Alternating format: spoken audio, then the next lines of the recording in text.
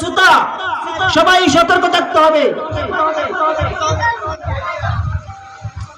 কারণ আপনি এই দুনিয়ার জমিনে লক্ষ লক্ষ মানুষকে ধোঁকা দিতে পারবেন, কিন্তু আল্লাহ পাক রব্বুল আলামিনকে ধোঁকা দিতে পারবেন না, রাসূলকে ধোঁকা দিতে পারবেন না।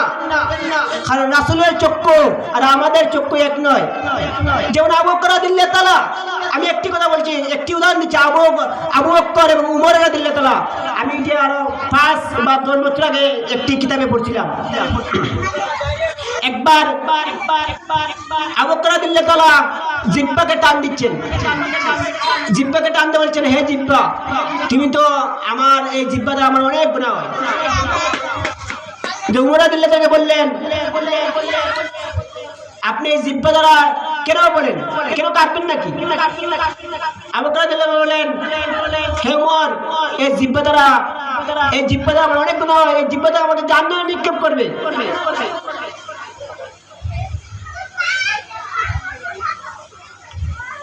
এই কথার সাথে সাথে আবু বকর উমর রাদিয়াল্লাহু তাআলা আর উমর রাদিয়াল্লাহু তাআলা অনেক ইতিহাসের মধ্যে যে বললে এ রাত পোয়াবে না,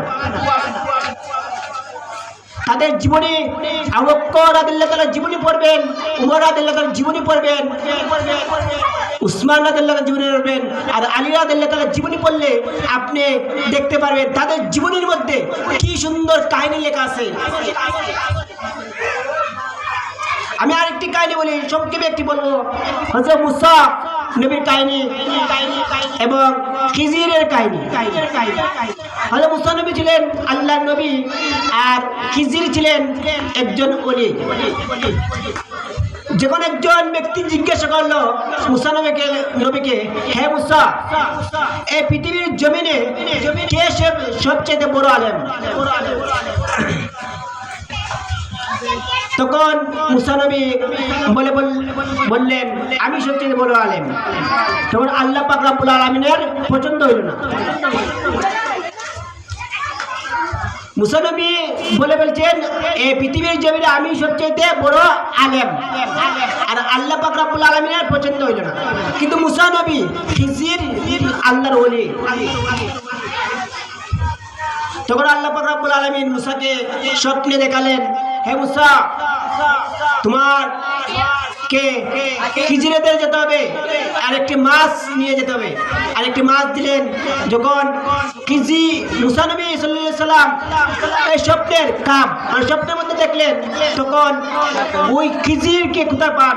আর বলা হচ্ছে স্বপ্নের মধ্যে ইশারা দেওয়া হয়েছে, আপনি যখন সাগরে যাবেন, ওই মাছ যেখানে পড়বে, তখন ওই মাছের নিচেই খিজির সাল্লাল্লাহু আলাইহি সাল্লাম অবস্থান করবেন।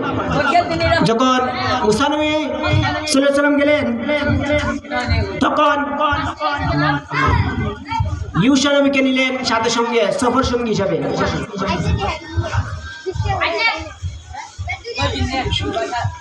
তখন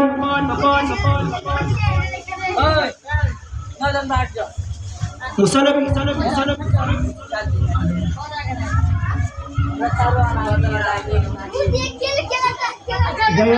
আজান পরে, ইনশাল্লাহ আজানের পরে আমি 2 মিনিটের ভিতরে এই আপনাদের সামনে এই সংক্ষিপ্ত কাহিনী শেষ করবো ইনশাল্লাহ। ওমা আলাইনা ইল্লাল বালাগ।